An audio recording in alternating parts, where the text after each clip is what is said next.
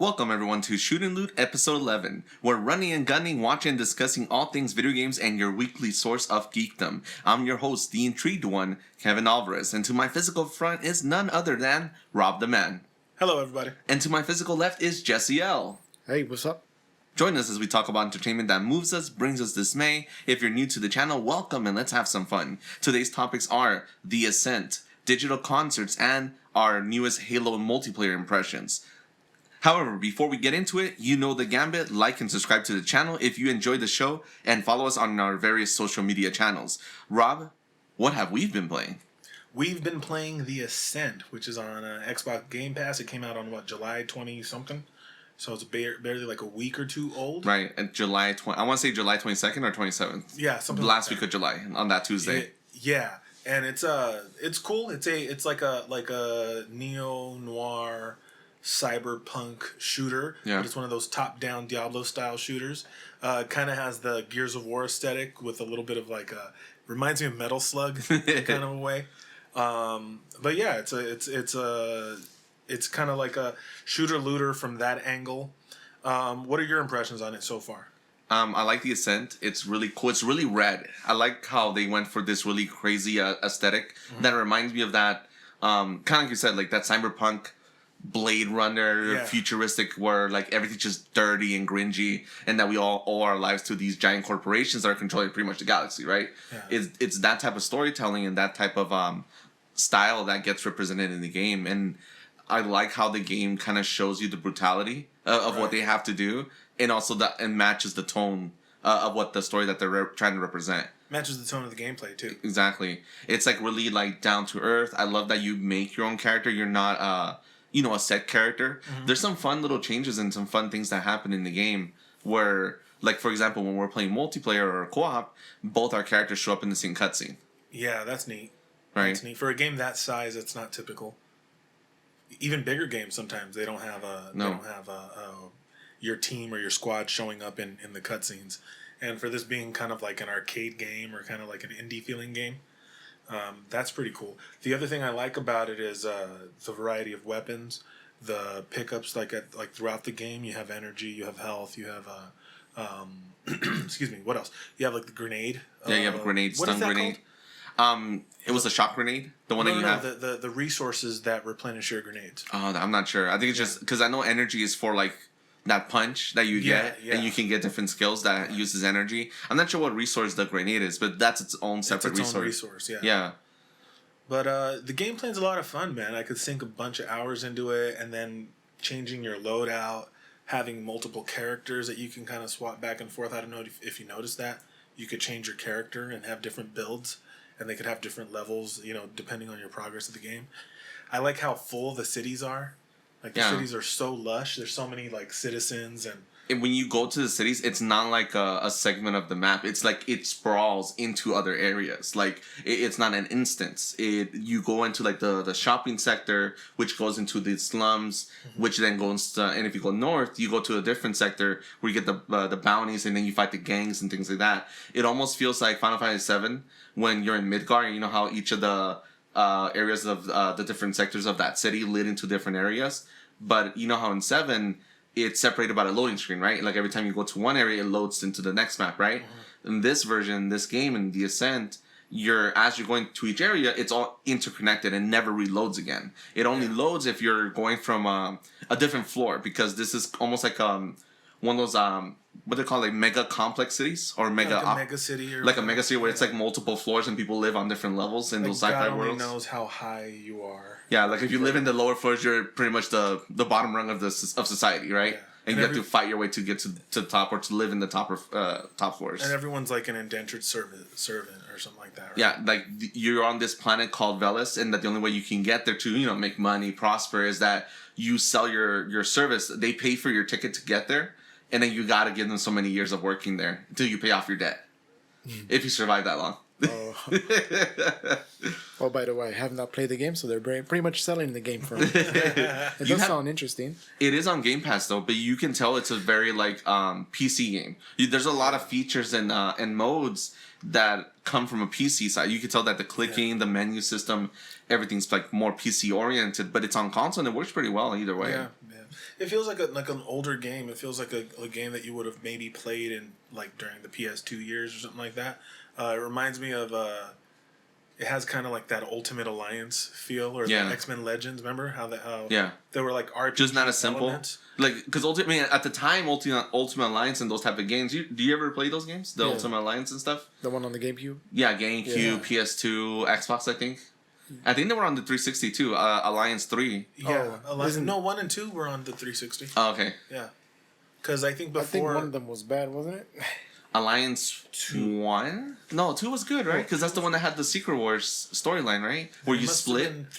I don't know then, because I know they did X-Men Legends. Yeah. And that was the first one, and then they did X-Men Legends 2, and that was the one where you pick up Iron Man pieces throughout it. Yeah. And then Iron Man joins the X-Men, like helping them out, toward the end game.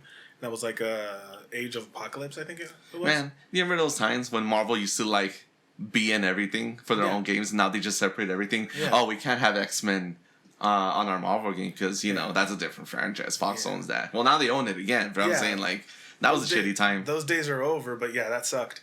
But after that is when they made X-Men. I'm sorry, Marvel Ultimate Alliance, and that was a launch title for 360. I don't know if it was launch, but it was like within the first year. Yeah. Of the 360.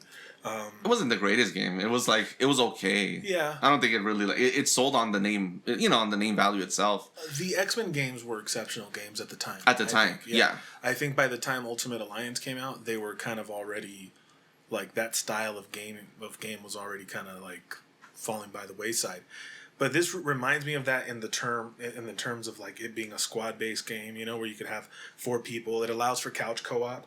That kind of gaming was already falling by the wayside by the time the 360 came out. Yeah. And it was already a little obsolete. But it does remind me of that in the terms of it being a squad-based game where you could have like different loadouts, you could have different abilities. Right now we have the same abilities, but I think that's just because we're very early on in the game. Right. We're still in like single-digit levels. So this game, The Ascent, to me it feels like Cyberpunk 2077 mixed with like The Fifth Element, that movie, where everything's like dark and grungy, right? You have Game Pass, you already have access to this game. And you can play couch co-op. You can even play online with 4 people. Or play, I think, couch co-op 4 people, right? I'm not sure. I don't know if you could do couch co-op 4 people, but I know you could do at least with 2. I don't know. I didn't see that, if you could do 4 people on couch co-op. What would you say is your, like, the biggest sci-fi game you've ever played? Sci-fi? Yeah, like in that, I guess in that mode, something where it's futuristic, things like that. Because I know Halo you've played, and that's always sci-fi no matter how you look at it. It's just a futuristic world with a galactic war. This is different. This is like almost like a society. Like a society. So you mean like in that gameplay style, or? No, I mean just in like in any video game. Have you ever played a game like that? Like imagine, so I always go back to Fifth Element or even Blade Runner, but they have an aesthetic that looks like this is real world, but like 10, 20, 50 years into the future. It definitely looks like Blade Runner. Right. But it has the different alien races like the Fifth Element does. Yeah, like you have all these aliens running around and stuff. Remember in Episode 2, Star Wars Episode 2? Remember where Obi-Wan and Anakin are protecting Padme, and then that lizard-faced bounty hunter tries to kill her? Do you remember that?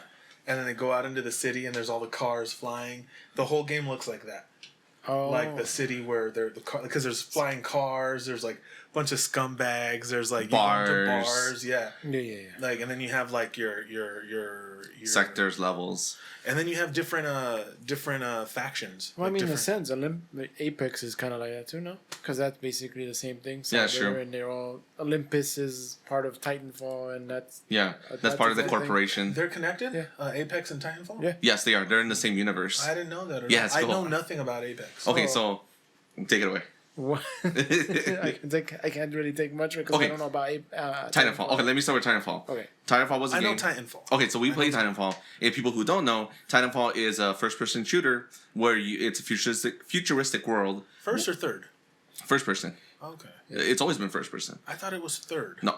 You don't see your mech? Nope. No, you do see your mech, but when you get into it, you go first person. Oh man. Yeah. I don't remember that. But you can change it to third person depending on the type of mech you have. Mm-hmm. Now, in the first game, when you went inside your mech, you had a cockpit. So that was first person. And then when you played Titanfall 2, you could go third person instead because you had Titans that have more melee, melee-oriented abilities. Because there was one Titan that was called a Ronin that had a sword instead of a shotgun or anything else. Because then you had to play third person because it makes no sense to play first person. Right. Okay, I remember that now. And those were games where, set in the future, there's a military war, there's a faction between the Earth Alliance versus the, I want to say the Space Alliance, right? I always forget the name of their enemies, but it's generic Gundam stuff that happens, right? Yeah. It's the Earth Coalition versus some kind of space coalition. Who was the right in that war? I have no idea, but their main tools for fighting was foot soldiers, robotic AIs, because they were a big part of the multiplayer. You would kill AI enemies to get points, and then pilots, right? Mm-hmm. So there'd be pilots, robotic AI enemies that you would kill to get points, and then if you had enough energy, you summon your Titan that would drop from wherever they came from. Wherever you're at, and then And so that first Titanfall game didn't have too much of a story, right? It was mostly just multiplayer. The main story comes in when you play Titanfall 2, where you're the soldier who has BT. An amazing Titan. He almost reminds me of Iron Giant. Okay. Because it gets to that level where you spend enough time with that character, that android. Well, it's not an android, but the machine. The machine. Yeah. Like man's best friend, the car. Like it always felt that way. And that is a survival story where you're with BT and you're both trying to survive in an enemy encampment, and you know that there's a bigger war at play. Okay. And as you go through the game, you meet up with everyone else, take down a couple enemy bases, and realize, hey, there's a bigger war at play. We gotta beat the bad guys, right? And they have their own Titans and things like that. I think it's a fight. It's a fight for resources of different planets. Okay. I gotta play Titanfall 2. I never played it. I played the first one, but I totally forgot it. I played it when the one first came out. Did you play? You played Titanfall 1, right? I think so. At least for like a little bit. Yeah, but. Because that one was just multiplayer. Multiplayer, that's it. Yeah. So what's the story of Apex, and how does Titanfall fit into that? I think it's mostly just because they're in the same universe. They're in the same universe. It's supposed to be a tournament, right? Yeah, it's a tournament made by that one company. What's that company's name? MRC? MRC. I'm not sure either. And this company, are they do they make munitions? Do they make Titans? Do they make like augmented parts for soldiers? Like, what does the company do? Man, I wish we had Herbert here. I don't know if I don't know. This is why we need a fact check, right? Yeah, it's probably a lot more. But I think they're just more into everything. They just try to see if they can control the whole area and just an overall global presence. Conglomerate that just wants to be overall. Because this is games. Like these are games. These are like almost Olympic games where like all these different characters from different walks of life come into Apex, right? And they're all vying for glory, money, and things like that. So each faction connects to another game, or just Titanfall? The factions show up in Titanfall. Different factions from the previous Titanfall games show up as characters in this one, in Apex Legends. I see, for example, Caustic, which is he's not the villain character, but he's kind of like the maniacal scientist. He belongs to this other faction that exists in the Titanfall games. And the newest character, Valkyrie, she is her father was a Titanfall pilot, or a Titan pilot. Okay. And she comes, and they come from that faction of the Earth Coalition that fought to get fight against the other coalition. And but there's no access to Titans or anything like there's that. No access to Titans. Not yet. I already think that would probably ruin the game if that's the case, though. They have to be its own game type, though. It would have to be its own thing, yeah. Yeah, but they have even characters from Titanfall, like Ash comes out in what's it called, the Titanfall 2 3 versus 3 battle. Yeah. Brawls. I forgot the name of the game type, but anyway, Arena. Arena. There you go. And so she will be the announcer for that for some reason because she wants to be. She got a career change. Yeah, right. She just decided, I'm gonna watch these guys for a bit. So, Apex is the game you would say that has the biggest sci-fi aesthetic that you've played, other than probably Halo, because I know you played Halo. Halo and Apex, I guess. And in terms of what you've been talking about, I guess so. Yeah, because it's all about Olympus is up in the sky. Yeah. And I guess the slums would be. Kings Canyon, and it's all the same thing when you talk about those kind of worlds. Yeah, what would get you to play the Ascent then? Because again, this is a game that it's asking him nicely, right? Asking him nicely, because I didn't even know you guys were playing this. A fucking invite, a fucking invite, man. I was just there, just drinking my little soda. It's a game where it's straight up. It's a dingy, dark version of a sci-fi story, right? It feels like an arcade game, but it's really fun. You feel enslaved to the story because the story sets that tone. Where like, hey, this isn't. Fun. I mean, it is fun. Like the game is fun, but like this is not fun. But it's fun. But the tone is Avengers right there. But the tone, like it plays with itself. It has like Gears of War where it's dark and dreary, but it doesn't take itself too seriously. It does. There's nuggets of violence that's just fun and crazy. Yeah. Aesthetically, a lot of it does remind me of Outriders, like the way you have your build and stuff like that. Another game we didn't play together. Oh yeah, you never played Outriders. Right? Well, you played with us for all the demo and stuff. Yeah. Oh yeah. Then I jumped out. Yeah, it got rough to play for a while, and then it got fun again. Yeah. Yeah, but we haven't been on it for a minute. Huh? No. It's probably time to get back on it. Time to wake up. Time to wake up. Yeah. Well, either way, I'm still glad to see what the Ascent brings to the table. I feel like we just scratched the surface. I don't even know how big the game is. It feels like it's pretty huge. I mean, so far it's dense. It's dense as fuck with all the side quests and all that stuff. I don't think that it's going to be a thing that we're going to be on for months on end. I think it's a good game to play in between a game that consumes all your time and another game that consumes all your time. I think it's a good in-between game just to keep your thumbs moving. You know what I mean? It's a good Game Pass game. It's a game where like I don't think a lot of people would have initially bought it, to try it out. It's cool that it's on Game Pass and you get to try it out or see other people playing it, and that word of mouth starts traveling because the developers already said that they made $5 million already on that game. And remember, this is an indie title. It's not AAA. It doesn't have a big studio behind it. But the fact that it came out on Game Pass for free, again, you're paying for the service, and they still made $5 million from their Steam sales, from PlayStation, from everything else. Yeah. It keeps going hand in hand with some of the statistics that Phil Spencer and other people have been saying on Xbox, and that people who put games on Game Pass end up selling more because of just the word of mouth. The exposure that the game gets. Yeah. Because so the $5 million comes from other game sales, not Game Pass? Not Game Pass sales. No. Or people who don't have Game Pass and bought it on Xbox. Yeah. But so they'll read reviews and because you got to think about it. If you got the Game Pass subscription, let me try that one more time. You got to think about it. If you got the Game Pass subscription, you're really not. There's no reason for you to be kind to a game. You can just kind of rip it apart if you're just kind of, you know what I mean? Oh yeah. So if, you can shit on it if you wanted to. Yeah, you could shit on it if you wanted to. Or just leave, like, you know what, this game's not for me, and just fucking bounce. So if a game is getting good reviews, by the community, I'm assuming people that are outside of the community or the Xbox community or even the Game Pass community are seeing that, and then they want to figure out what to play. There's a cheap game that's kind of like an indie game. Jump on it and turns out to be fun and lush and full and all that stuff.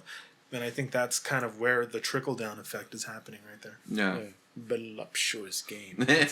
Oh, it's juicy. Juicy. Well, we recommend playing the Ascent. We can play with us. We can all share a save file. You all share weapons. Yeah. There's no fighting for resources. Not like Borderlands. I mean, I know Borderlands doesn't do that anymore, but remember how Borderlands 2, you had to fight for whatever dropped? Yeah. Like, no one got individual drops. Yeah. If he picks up money, if he picks up a weapon, we all get it. Yeah, the only thing it doesn't work for is health. Yeah. You have to pick up health pickups. Like, if he's low on health, and I picked it up, and I was already pretty much at full health, he's like, I'm fucked.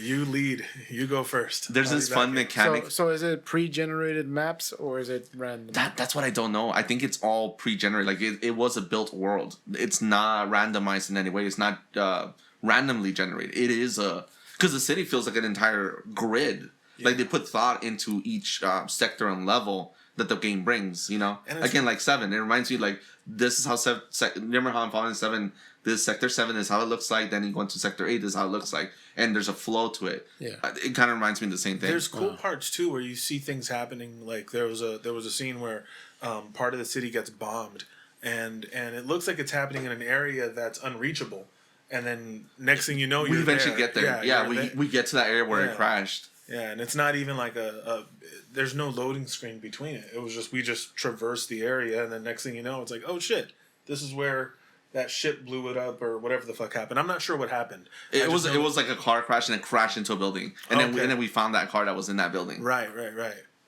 And we're just fighting gangs of fucking the mercenaries. Yeah, they're coming at us with bats and stuff. Fucking shooting them in the face. There's also a really rudimentary cover system. It's not super fleshed out, but if you just press B and you duck and then you go over and you go behind the cover, you shots will go over. Cover. Yeah, so it's kind of like Gears or Outriders in that sense, or what was the other one? The Rainbow Six game, not the Rainbow Six, the Division. The Division, where yeah. you have the. Oh yeah. But you're not going into cover. You know how like when you go into cover, it's you stick to the cover that you're. No, it's just you're just ducking and you're not really on it. But you once you duck and you're next to a surface that has height that you can use as cover, you interact with that surface. So like you shoot over the wall, it's an actual animation of you shooting over the wall versus you shooting from the hip in a ducking position. You know, so that's why I'm saying it's rudimentary, but it works for the style of game. It's like an arcade game. At least I think so. It's really fun. Yeah, it's a lot of fun. We will recommend trying on Game Pass. All right, so how many buttons you would need then? If you were actually playing in the arcades, how many? 3? Oh man, you would need 6. A lot. 6, right? You would need a Street Fighter arcade. Name. Yeah, no, it's a lot of fun. I dig it. It's really fun. Yeah. So I want to talk about a little bit of. I want to go back on the Apex train a little bit. Okay. I do too. Okay, so I want to learn about it. When Apex first came out, that came out in 2019, right? It came out. I remember that time. It was February 2019. Came out of nowhere. Was not teased.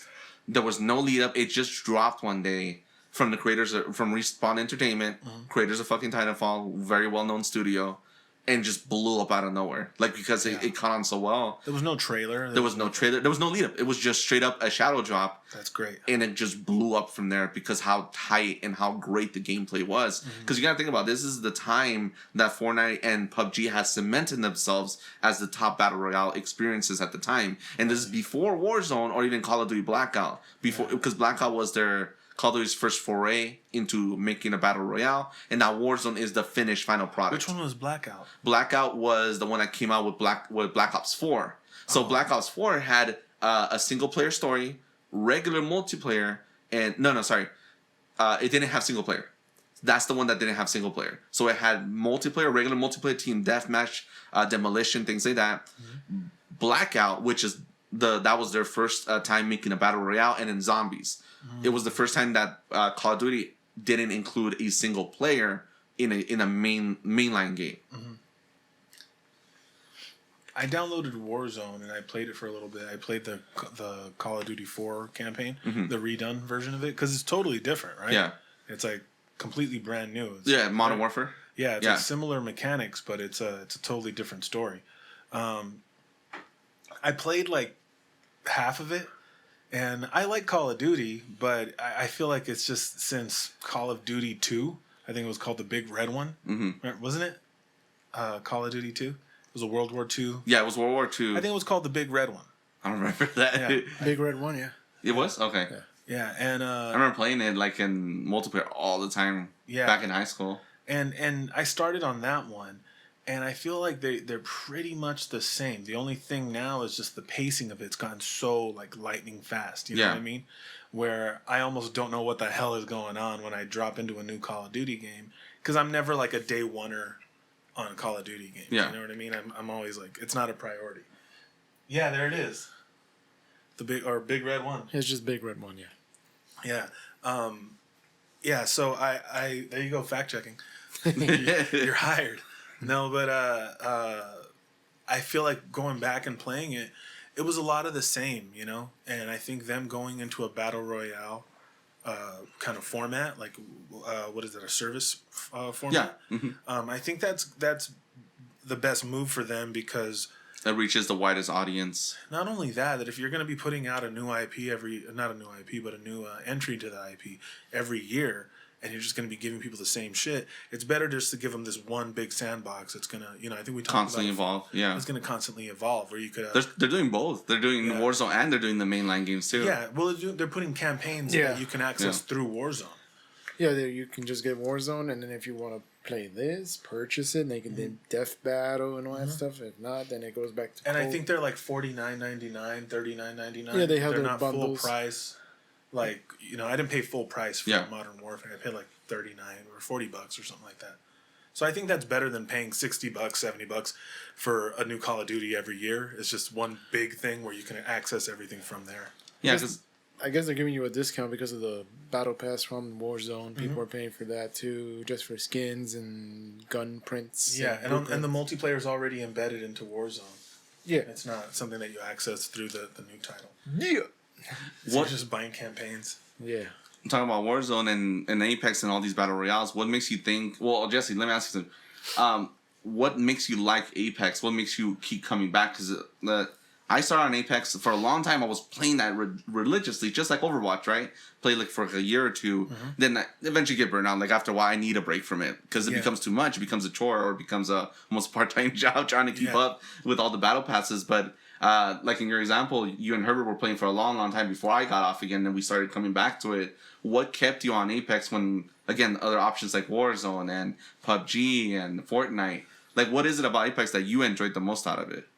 I don't know. Maybe because I started from the very beginning. So, like, you were there from the ground up, and that's why. And then I just ended up getting the battle pass and incentivized myself to keep playing.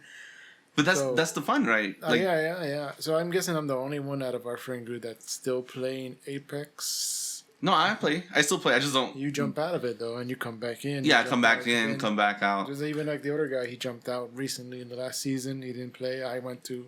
That's one thing that I both hate and like about these battle royales, that you can jump in at any time and it's a completely different new game. Like familiar, but things have changed. Like there is patches. differences and new things you have to learn. Like I was playing Lifeline. I didn't know they took out her robot's shield for healing. And I didn't know how to revive the guy with their Lifeline is a medic in the game, right? Before she would put up a shield and then pick you up. Like to pick you, you know when you go down and someone has to pick you up, she would have a shield. And they took that out, and I was like, "What the hell?" Because I was playing as her, I was used to that. But apparently, since the last time I played the previous season where I was on, they had completely changed some of her mechanics around. Let me tell you why they took it away. Why? Because they found out that maybe they should just let the robot pick you up, and you could still run around and shoot. So the robot would just pick you up, and you would be able to control yourself and defend and shoot.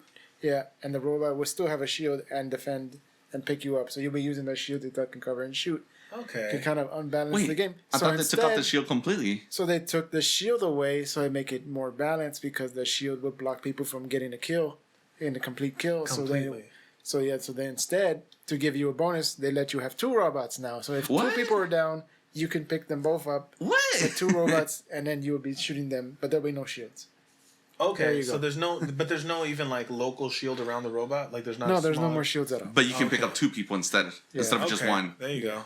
That's cool. So your whole team is down. You just go touch, and then go shoot them. Not like you get stuck and then you have to do the animation where you pick somebody up. Right. So you have an animation that does it for you. Yeah. How do you deploy the robots? Just press X. Yeah, when you're picking them up, it will just automatically start picking them up. Whenever you have any character, can run away. And you can run away and let the robot pick up your teammate while you're still gunning. That's the worst feeling in the world when you're picking up your teammate and you get killed doing that. I'll be honest with you. There's a character called Mirage that before the latest changes, he would turn invisible while you're picking up your friend, right? So then people will be running trying to find you because they can't see you because you're invisible. You're both invisible as you're picking them up. That's great. But then they had to change because it was too broken. So what they did is if you're within vicinity, you could see some of his like lights on his shoulders. Okay. So if you pay attention enough, you can see where he's at. Okay. Like the reflective like nodes or whatever. Yeah, exactly. So that way you can find and kill them if you needed to. That's cool. I got to try it. I'm going to jump in on it. But if I jump in on it, you got to join us on Ascent. I already said all right. Okay. No invite, though. One thing I wanted to talk about when it comes to Battle Royale and Apex and things like that is that don't you feel like it relies too much on FOMO to like get you to keep playing? What's FOMO? Fear of missing out. So let's say if you're not playing that season and you're not buying that battle pass for that season, they're gonna miss out on all these great prizes, all these things you could have bought in. And I'll be honest with you, I think it's a little deceitful that you can pay to get these cosmetics and these items, but if you don't put in the time to unlock them, then you lose them. So what did you pay the money for? You know what I'm saying? But if you pay the money, and let's say you don't play that season, right? And you get everything towards the end of the season. Oh, you didn't play? Here's your all the unlockables that you paid for. Then what's the incentive to keep playing if you could just wait? You know what I'm saying? Yeah, I mean, it looks like... I feel like there's not a... I understand that the game is free and it has to make its own money, but I feel like there's still not a good balance where you have to play like 5 or 6 matches at least each day to be able to make sure you're making good enough progress. You have to play everything that's offered that season. Exactly. So you have to get a season pass to play for the season, and then once you play through the season, then you're you open up the possibility of being able to unlock those items. Exactly. Playing, right? As you're leveling to level, there's the season pass that goes from 1 to 100, right? You get unlockable skins and weapon skins and things like that until you get to level 100. Once you get to level 100, you got your final unlockable, and then like a little special like emblem for your character, and there you go. You're done with that season. And if you want to keep playing more, you can. If you don't, then wait for next season. Is there a paywall for those items? Yes, you have to pay $10 for that battle pass, and you can only get them through that battle pass. So you have to grind. So if you want, what I'm saying though is, let's say you get the season pass, right? Yeah. And for whatever, your grandma dies or something, and then you're busy and you can't, Oh yeah, you can pay for those things and on top of it. Yeah. And you mean it's like go to a level, get all the stuff with money? Yeah. Instead, yeah, during the there's season, a paywall. There's a way to purchase it too. Is there a way to straight purchase it without doing the work? Without doing the season pass? Or without? Probably cost you $100 compared to $10. I think that's like 60 or something like that. Jesus Christ. Or 80. Somewhere there. Yeah, I don't know. It's rough, man, because it's like they have to, they need the FOMO. Because it's a free game. You have to make the money, your revenue. It's the flaming Hayabusa helmet from Halo 3. Right, exactly. It's like you need Oh, man, kill me, developer. Just get me. No, but the whole time I played Halo 3, I only ran into one. Really? Yeah. But I don't remember if I got killed. And I've seen people wear the Hayabusa armor, but not the flaming one. Or even the flaming recon helmet. I saw a flaming helmet one time. Okay. You're supposed to kill them, right? You're supposed to kill them, yeah. Oh, okay. Yeah, but I got rat-a-tat-tat. No, but the what was I saying? Yeah, it's a rough balance because they need that FOMO, but then also it seems a little would you say deceitful? Yeah. I don't know if I would say deceitful. I would say like predatory. Where like, and I'm not talking about Apex because I don't know, but what I'm saying, just any game that has the season pass, and the season pass lets you get this, and let's say you don't play for that season, all that shit is gone. Right. That's the part that I hate. Like maybe for people who pay the season pass, maybe give them an extension. You know what I mean? Give them like another week or so. You got 5 weeks to get it instead of the 4 or something like that. There's got to be some incentive to get the season pass. So when Fortnite first had it, I don't know if it was like season 5 or 6, there was like this final costume that you still needed to put more experience on top of the season pass, and so it would take a lot of time to even build that up, and then the season would be over and you were like, oh man, I'm stuck, I can't even evolve this costume, because you can evolve it, but it went into the next season and you could still had like a chance to even increase its give it more experience so you can evolve the costume. Fortnite. So there was that Fortnite for like, they only did that like twice. And then they stopped it. But I guess what we're trying to do is like have it so that if you purchase it, work whenever you want. Or was that what you want? Well, because I think that would be the fair thing. So you're just saying is Halo Universe is the best battle pass I was gonna mention that. Like, and Halo Infinite is gonna do that. They said that what they're doing with their system is, let's say if you don't play for that season and you still want to get the stuff from the battle pass, okay, here's your battle passes. Yeah. Choose which one you want to work on, and then level it up. Yeah, and then get those unlockables. Master Chief Collection already has a system like that. Yeah, but I don't think it goes all the way back to season 1. I think right now the first season is season 4. But they're like, you can still unlock. No, you can still unlock them if you have enough points for playing the season or playing. Yeah. You can still unlock stuff from the previous points, right? Or yeah. What are they called? I don't know what they call it. The little blue cubes with the yellow tops. Yeah. Yeah. But yeah, I think that's better. I think that is better because once you pay for it, you're paying essentially for the possibility to, they set the rate in which you can progress. You know what I mean? Yeah. And realistically, if you're not a a 12-year-old kid who can be home all day playing, you know what I mean, when they're supposed to be at school online, you know? Like, what you doing at home, kid? Stop playing. Playing Fortnite all day? Playing Call of Duty. Isn't this rated M? Shouldn't you be playing Fortnite? But Man. yeah, that's basically why I kind of stopped playing. Loot boxes are similar if there's a theme to it through that season. Yeah. And that's kind of why I stopped playing Overwatch. Because then I missed the season, and you're like, oh, I missed the whole season. I didn't miss a single one, and then I missed one. Oh, well, I guess it doesn't matter if I miss this one or the next one. Or the next and then you stop playing. Yeah. Because it gets tiring after a while. Especially when you're being forced to play. Yeah. Like, it almost seems like you're not having fun anymore. When I feel like the game should just stand on its own without having to be constantly being, hey, if you don't keep playing, we're going to punish you because look at all this cool stuff your friends are getting. You think that's going to be a leg up that Halo's going to have? Because, I mean, they're kind of introducing that with the Master Chief Collection and the way you unlock things. I feel like... I don't want anyone to take this in the wrong way, but I feel like they're just appealing to an older crowd that doesn't have the time. Hey, you know what I'm saying? that works. No, and I understand. And it's Halo. Cool. It's an IP that we grew up on, right? Mm-hmm. But again, we're people who have been around for a while now. Yeah. And this is what, the 6th, 7th Halo game? 6. It would be the 6th. Yeah, it right. would be the 7th technically. Because of ODST or Reach. No, the 8th one then, right? So it would be 8th. Yeah. But, I mean, there's no Spartans on ODST.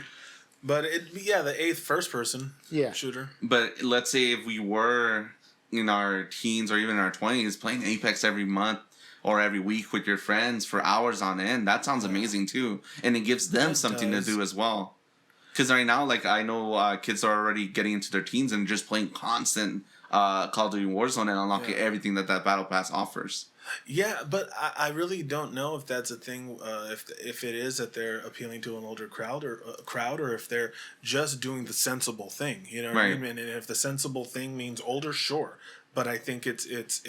I don't necessarily think it means they're going for an older crowd, because if you're a fucking 12-year-old kid, who's paying for the battle pass? Right. It's not you. You know what I mean? Like, it's what are you talking about? He mowed my lawn 15 times. I gave him $10. It's my allowance. It's my money. Yeah, there you go. No, but you know what I'm saying? Like if it's just a better value, and if they're trying to do, you got to think about it, that the people that are setting this up are also the same people that are behind the Game Pass. So they're willing to it's broke. So they got to fix it. You know what I'm saying? Like, the system's broke, so it's time to fix it. Yeah, so, they're trying new things to see how can we incentivize people to come and not feel like they're left out either. And because they had a shoddy generation, you know what I mean? I don't mean like a shaky... they didn't stick the landing the way PS5 did, PS4 did, So... They have a lot of ground to make up. Not only that, it's like, they got to get creative with it. They got to, their system didn't, they lost this round. You know what I mean? Yeah. So they got to kind of reassess their strategy and then bring that into the next generation.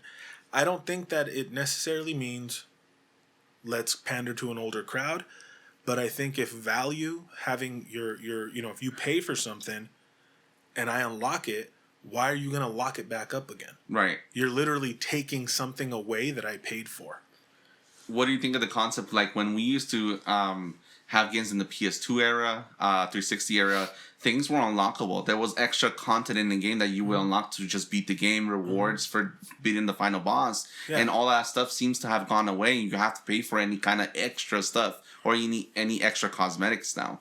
Remember, like, things like different costumes for Street Fighter characters, right? You had to beat the arcade mode. You had to do this or that, reach a certain rank, and now all of that. Challenges. No, you buy all the costumes. Every single costume that's in Street Fighter 5, you buy. Yeah, straight up. You don't. You know what I'm saying? It's so that not only did they. So it changed from skill to purchase the money. Yeah. And yeah, everything's a business. I mean, let's go further back. When Oblivion came out. And then people were being made fun of for horse armor. Yeah. Because it did no difference to your horse. The health was the same. Everything was the same. It was just skin. Mm-hmm. And what are we doing now? Just buying a bunch of horse skins. Hey, you know what? This is a sensitive topic for me. So let's move Did you buy horse armor, sir? I bought the Thor skin from Endgame. And Iron Man. And Captain America. And Hawkeye. So both of you guys bought horse armor. So I have horse armor. And for me, it's fun. It's fun to look like fucking Thor in Wakanda as I'm playing that shit game. You know, if there's, you know what I mean? Like, if that's the only thing that is going to be fun about it, then let's do it. Exactly. I could just scream on my couch, "Bring me Thanos!" And it's fun for hours. Jeez. If Apex didn't have a battle pass season, what do you think is a fair way to like get things that you missed? Because correct me if I'm wrong, Fortnite you cannot buy stuff that have already passed, right? At least some things are already locked forever. Everything that's in the battle pass will be locked forever. Unless one day they do like a battle. Hey, you missed all the battle passes. This is your fucking chance, right? Like get this new battle pass and unlock everything that would have been unlocked before. I'm pretty sure that may when the numbers start to go down. Yeah, but I'm pretty sure that's what it is. I'm pretty sure that may piss off a lot of people as well. Yeah. That's what I was thinking. They don't care about those people. They already have those people's money. Exactly. They already got their money. They already have their money. And they're gonna keep fucking playing. But we don't know for sure if all those people would just suddenly, okay, you have my money, drop off, and then now all the old people, I guess I could, I guess I can't. The thing is right now what they're doing is exclusivity equates to value. Mm-hmm. You know what I mean? So like by making it difficult to get, or by making it you know, like I said, just making it exclusive. Whoops! By making it exclusive, later on down the line, a skin that they fucking, you know, the season pass is how much? $30, $20? They're $10, right? $10, yeah. right? And what's funny, sorry, just so you know, when you get a battle pass or season pass, you earn the money back, so you can buy the next one without having to spend it again. In video game currency. Yeah. So technically, all of them do that, don't they? Except for Call of Duty. Yeah. Call of Duty doesn't. Call of Duty doesn't do that. Doesn't give you enough. That's okay. That's okay if you earn it all back. You know what I'm saying? Like, but if I don't know, that's it's just weird. It sounds like someone fucking with your money. Right. That's what it sounds like to me. I have the last time money. When was the last season I played? Season 4 for Apex. You played like. It was the one where it had the Wraith cyborg skin. No, you played with You played with Valkyrie. So, no. I haven't unlocked her. I mean, what's her name? Horizon. So that's like 6 or something. No, but what was that full season? What before she came out? Oh, the full season? Like when you were unlocking everything on the Battle Pass. I think you played 4. Yeah, so I beat Season 4 Battle Pass and Season 3. I had those 2 Battle Passes. And then he got burned out. And I got burned out. I have the money there, though. So if you want, and right now a new season started. So if I want to jump back in, I don't have to pay anything. I have the money saved from the last time I unlocked those season passes. Yeah. But I think it's chicken shit that you can't go back and play Season 5. That's true. It's just like if you were on Netflix... Let's say you watch the show. Let's say you watch Breaking Bad. I broke my hands, and it took 2 years to heal. It's like, what if you got carpal tunnel, surgery, and now you don't fuck? It's like, come on, man. It's you should be able to go back, and if you're paying for it, they should leave. They should leave it there. What I think they're doing, because it just seems kind of obvious to me, is like you take it away. Listen. And then, and then they get that same skin or whatever, one thing. Now they can sell you that one thing for $10. You know what I mean? That was on the season pass. And then if there's like, how many items can you unlock in there's the season a lot of pass? items, yeah. So let's say 100. 100, right? Let's just say 100, right? So now Puro mentiros. $10 in effort would get you these things, right? Yeah. Now you can get each fucking item. Let's call it $10. Let's be conservative. Not like fucking Avengers where they're $14 for fucking or $12 for a skin. For one skin. I did the challenge pass, so I didn't pay all of it. I paid like $10 per skin, but still that's $40 for fucking just for 4 skins for a game that I already own. You know what I mean? It's fucking stupid, but whatever. But it's DLC. But it's fun. It's fun. It's just, Look, I'm a devil's advocate for the business. You're paying for the chance. The chance of getting it. You're not paying for the actual stuff. But you're paid for the chance of getting it when you bought the game. For a game like Avengers. It's DLC. But if it's a free game, I understand. If it's a free game, I get it. Yeah. You know what I mean? If it's free to play. Oh, you're talking about Avengers? I'm talking about for games that where you have to buy the game and then you gotta buy the like that's annoying. I think that's bullshit that now Assassin's Creed has a season pass. Yeah. And that's a full-fledged $60, $70 game now. And that's has a season pass that you can buy. Isn't that just for multiplayer though? Right? No, it's a single player game. What the hell is the season pass for? Exactly, to unlock other stuff. What stuff? Like cosmetics. Fucking wrist knives. I know. 10% sharper. A different hoodie for your Italian. Yeah, bleached Assassin. hoodie, much more exquisite. Let me ask you another question, Jesse. Right. I've been hearing a lot of stuff on the subreddit lately that the Apex community has become very toxic. Woo! Do you have any comments on that? Well, Why did you make the Apex community toxic? why did I do that? I'm sorry, man. I'm really Why would you sorry. do that I mean, to your own community? I went up to random squads and I started yelling absurdities to them, and I just left their party and Teabagging ranked. everybody. Yeah, and teabag, and I just left ranked in the middle of like a gunfight, and I just left them hanging. Oh, Pissed man. off everybody slowly, and it worked like a virus. Worked like a virus. Like worked like a virus. No, I don't know. As far as I know, I don't really follow the people that are really. Like the community, like YouTubers, influencers, But people on Twitter. I feel like it's just the same people that just are angry at one game, slowly going around and just Yeah. being angry at somewhere else. Yeah. I mean, That's a good I don't point. think Every it's- game is going to have its toxic players no matter No, but what. I think he has a good point. Is that it's probably the same people that are angry on Twitter. It's probably the same people that are angry on. You know what I it's mean? probably the same people you played on Overwatch back in the day. Why aren't you hitting the point? Why aren't you on the point? God damn it! Why aren't you? F you! Why aren't you on the point? And then next thing you know, now they're on Apex saying, "Oh man, why didn't you push with me, man? I was by myself." And then They're it's like, one no, shot. And one shot. He's one shot, and then he was like, only hit him once. Okay, dog. He's one shot, he has full armor. He has full armor. That is an excellent One shot point. for a headshot with a sniper, I guess. I always not to.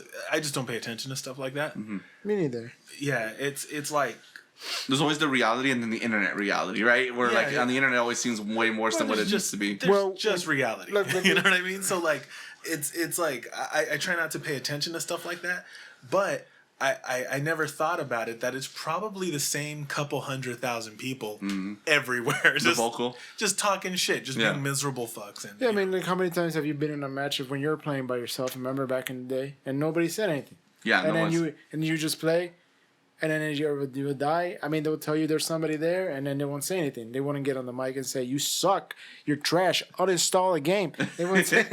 They won't say. I'm glad that tradition's still alive. No, just kidding. No. No, but yeah, I would wear my that would be headset, like but- that. That would be like that. So many games, and then one game you get like 2% of the game of the whole time you played. Now someone just talks shit to you, and now you're mad. And like, oh man, this game is just toxic. Yeah, I feel like that's true. we've been playing games for so long that I'm just so immune to it. Like I don't care if I win or lose. I'm just playing. I laugh. You know, like I laugh especially when I hear it's a little kid talking shit. Yeah. It's like my favorite thing because it's like, yep, this is what my life is. Playing with these little fucking kids that are angry as fuck that this is their whole world. You know what I mean? It's funnier when it's an older person.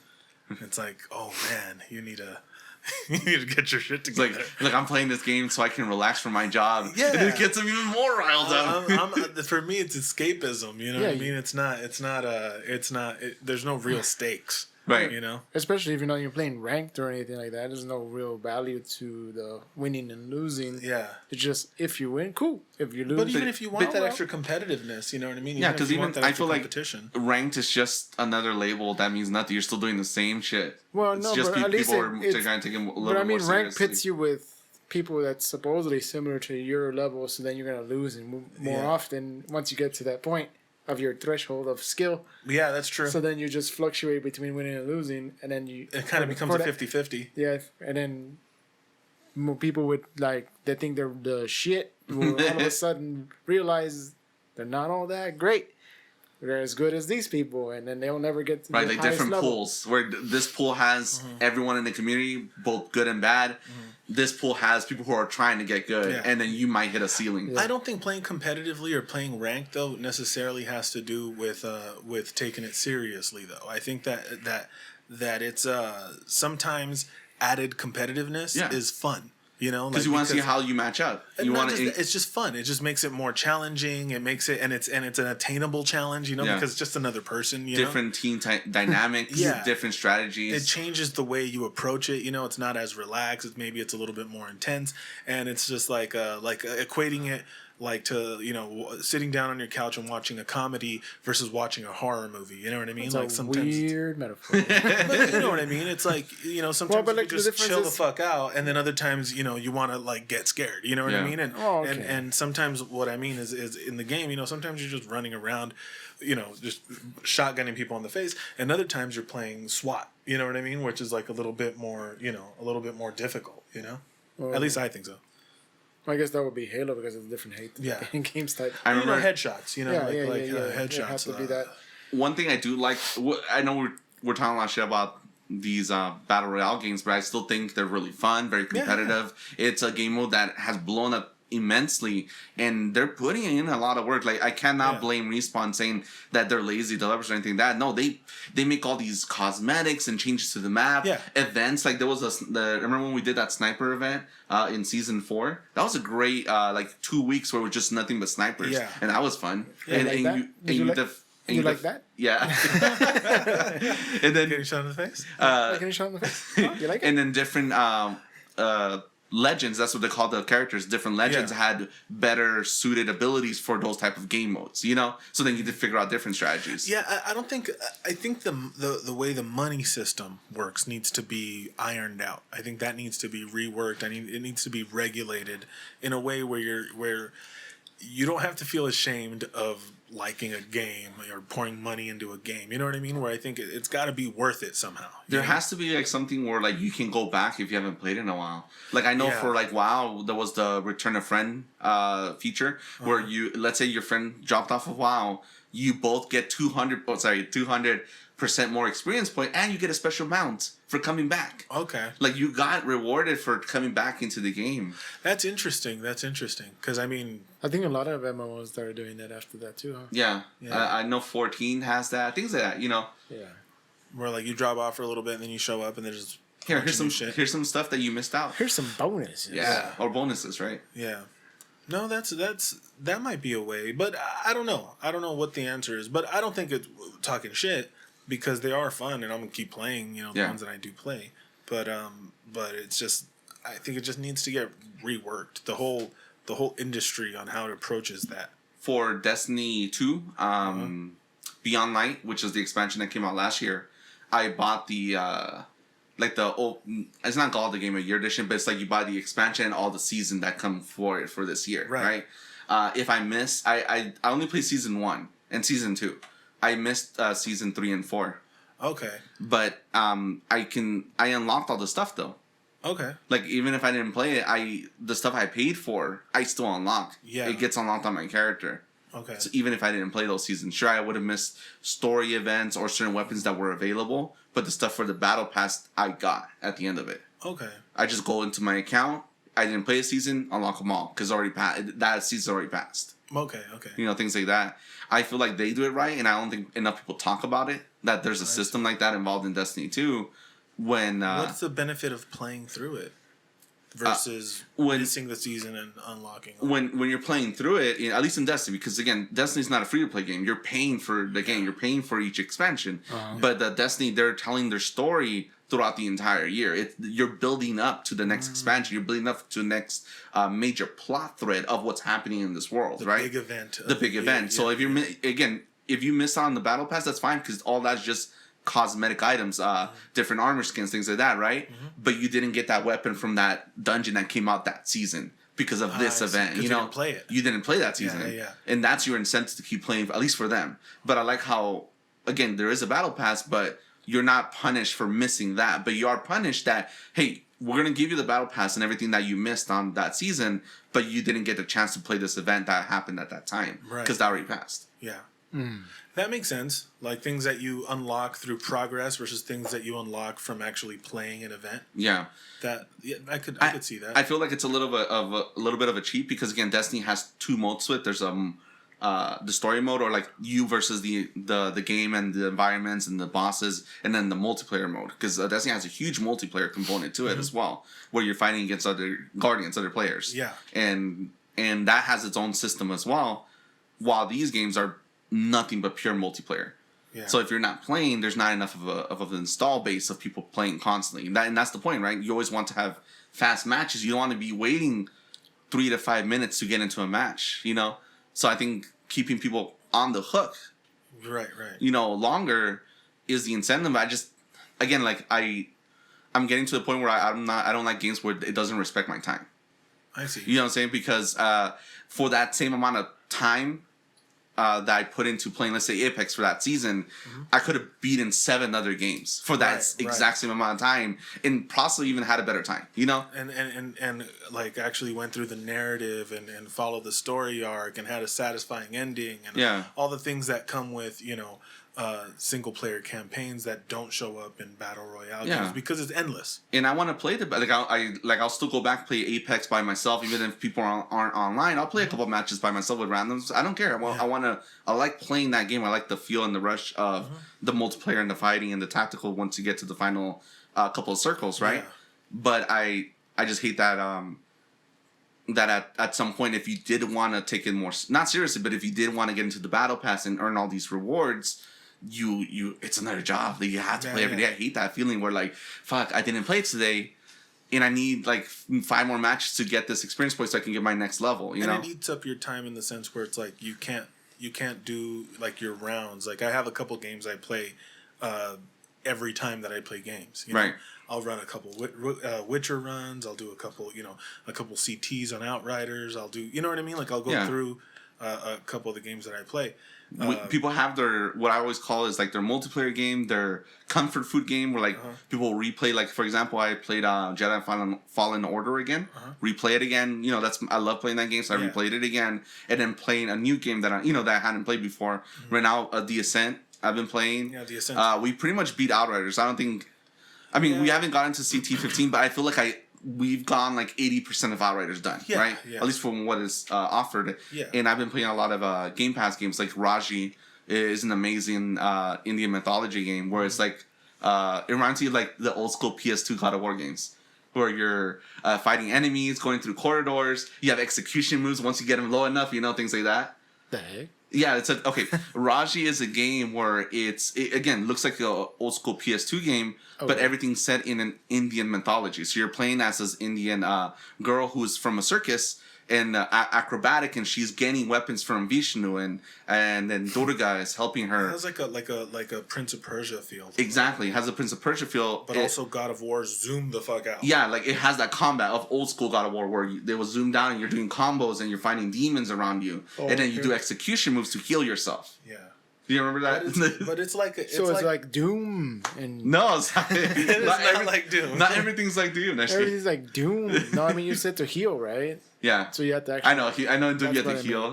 No, it's more, but like, it's like more like a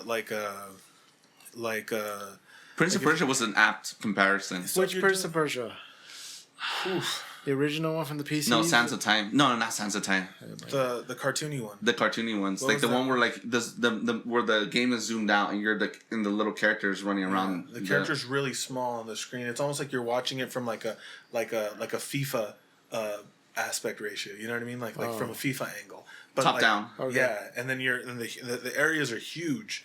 And then you have, you're going through corridors. Like you go from the front of the gate to the back of the palace. Like you there's a whole section that you're going through. It reminds me of Pitfall for Genesis. Yeah, that's true. Remember Pitfall for Genesis? It was really well rendered 2D game. But again, like my best comparison is the PS2 God of Wars. It feels like that or looks like that. No, I mean sorry, it doesn't look like that. The gameplay looks like that, but everything is based on an Indian mythology. Shadow of Colossus too, like the way it looks. Yeah. Except you're not, because you're fighting giant mythological creatures too, right? But like that's why the scale is zoomed out. Yeah. Oh, I gotta look at it. Yeah. But either way, like you'll have your like I mentioned, you'll have those games that you're playing through that are new games that you're trying to beat. Yeah. Not your junk food game. I was gonna say like something like Borderlands where you just mindlessly just do whatever for a couple of hours. But kind of like your buffer games where like this is familiar, and then your multiplayer games because sometimes you want to get back into that competitive scene. It's you have fine. Your nostalgia games. You have your comfort food games. You there have you go, comfort food. Your mindless button mashing games. You have your games that are like super intricate and like puzzle solving games. You have a bunch of different reasons to play different games. But I feel like everybody has like their hits that they go through. You know what I mean? They go through their, they go through their stories. You know what I mean? The way, my grandma had her fucking telenovelas. You know what I mean? Yeah. It's like she goes like she has a couple of them that she hits, even if she's changing channels or whatever. Right. Like, so like, I feel like with games like that when they're so damn demanding for your time, it doesn't leave room for that. Exactly. That's the problem I have with it. Burned out. That's the problem I have with it. Where like if we're playing Apex, let's say for example, the seasons I wasn't playing anything else because it was demanding so much time. And as a person who Apex isn't my life, I don't want. I've been a gamer that plays all types of games, from really long RPGs to small little indie games. Right? I don't want that to take up all my time. Yeah. But I still want that experience of saying, hey, I want to play a couple matches and still be rewarded for my time that I did put in. Right. You know. I'm looking. All right, well, let's see this here because look, she brought up the telenovelas from the grandmas. So the telenovelas. Yeah. Mi corazón. So think about it like this. Then camino. we're the ones complaining about time when our parents and grandparents had to be at a specific time to see these novelas, right, and then be there to watch it. How are they able to just jump shows and not even completely watch it and still be like, I'm okay with just jumping back into it? TV guide. That's true. That's complete. TV guide. TV guide is not sufficient. There's no story. That's why I love that. I mean, like it's like going and skipping the cutscene and then like, okay, I know where I am. Yeah. I guess it'd be. So how do they not complaining about like, oh, I want to? I don't know, because we're spoiled. Yeah. Or this is just our generation's worth of problems, you know? Yeah. Like, you remember, it's like not those. a real problem. It's just, it's just, it's No, but I'm saying, like for a telenovela, then you have to tune in. It's because they have to make money off of the commercials. There is money that's involved. And that's how getting things people work to come back. Yeah. Yeah.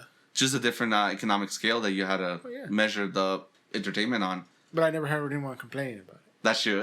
Point. Well, people did complain. Maybe people hated that they had to sit down at 7 anyway. I'm sure that someone, like if you had two novellas. I'm right. My mom's still doing it now, jumping through 34 and 52 and jumping in through the novellas. Azteca I'm like, America. No idea why. How are you even keeping up with these? That guy hates that guy. They You would can watch tell. them at the same time, huh? Yeah, like they would switch channels. And they would jump between even more channels, and I'm like, all this other stuff. How did he's in his house now? What? To be fair, I don't think they know to complain.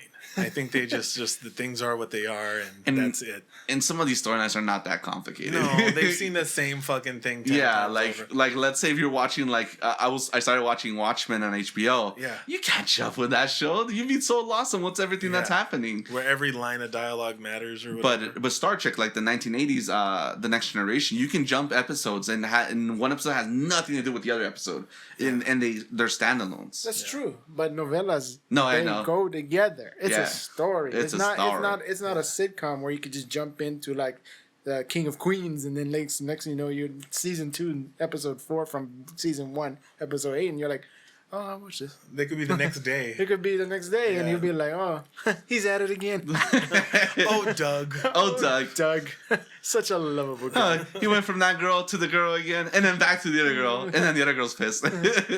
What a rush. Okay, I'm sorry since Jesse brought up telenovelas.